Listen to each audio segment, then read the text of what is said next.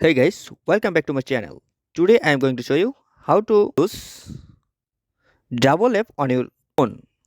So don't waste your time. Let's get started. First of all, open your phone settings. Tap on here and then just tap on search box.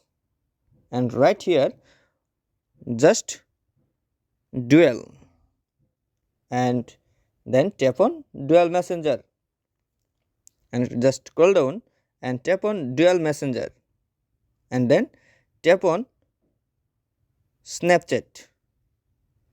See here, I can already use double WhatsApp, Facebook and Messenger. Now tap on Snapchat. Now you can install your Snapchat apps. Then you can use double app on your one phone.